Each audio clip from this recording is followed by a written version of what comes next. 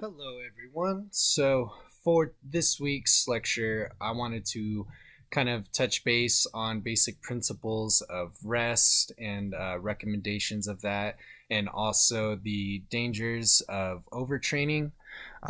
So, to start this lecture off, I wanted to kind of talk about some basic principles of weight loss. So, for to achieve weight loss, it is recommended that you work out or exercise for 300 minutes a week. So you're looking at 5 hours a week of exercise if you have a goal of weight loss. Another way you could look at it is 1 pound of weight loss is attributed to 3,500 calories. So that would just mean you have to burn 3,500 calories in a week to achieve 1 pound of weight loss. So, looking at our basic fit principles of cardio and weight training, we have 3 to 5 days of cardio and then 2 to 3 days of weight training. So, what this could mean is if you do have your goal to lose weight, you would most likely want to be focused on cardio. You want to be hitting that oxidation phosphorylation that we have talked about. Really want to use that fat as your fuel source. You're going to want to be doing these types of cardio and then with 2 to 3 days of weight training. So, to put this into example, you could have Monday through Friday as cardio, but then 2 to 3 days of those you can mix in weight training. You could have an hour long lift and then maybe 20-30 minutes of cardio afterwards. It depends what your guys' goal is, what you all want to do with your goal. Some of you may not even want to weight train, but this is kind of just the general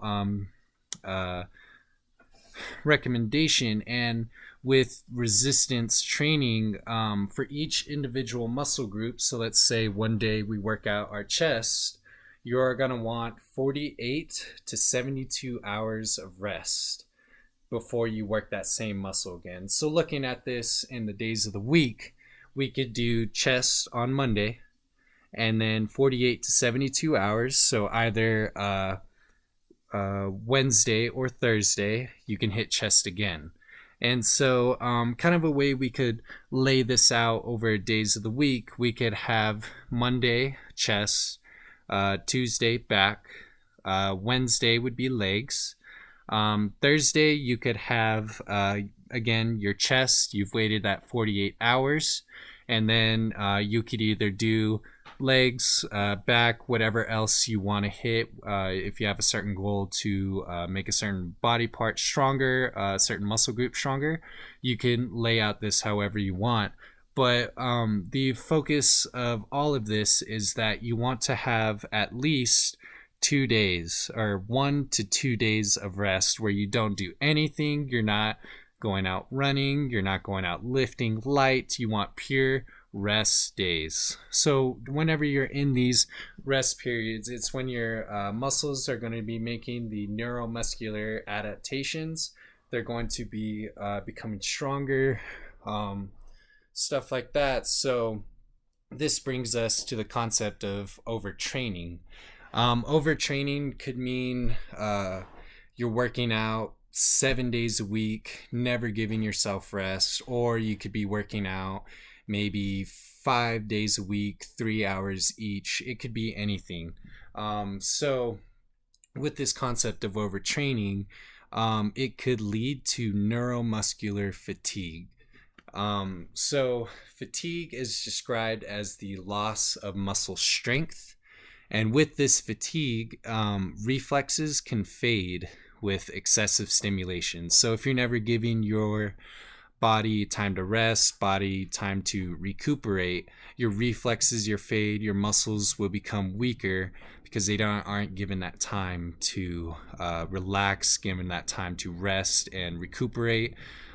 This is kind of ties into like proteins and stuff like that. You really want to have a high, if you're wanting to build muscle, You're going to want to have a high diet of protein, higher diet of protein, just so that you can repair these muscles. You can make sure that they're getting the nutrients, the rest that they need. So back to fatigue, there are two types. So there is central fatigue, which would be of the brain, and then you have peripheral fatigue, which would be of the motor neurons, the peripheral nerves, the motor end plates, and the muscle fibers. So this is generally saying that your muscles, they're going to be weaker. If you have fatigue of the motor neurons, you're going to fire much slower. It's going to be much less of a contraction. And so really, the point of all this is that you really want to make sure that you are getting the rest that you need. You are giving yourself 1 to 2 days of rest, especially if you're working out many times a week. And with weight training, you want to give yourself 48 to 72 hours in between each individual muscle group.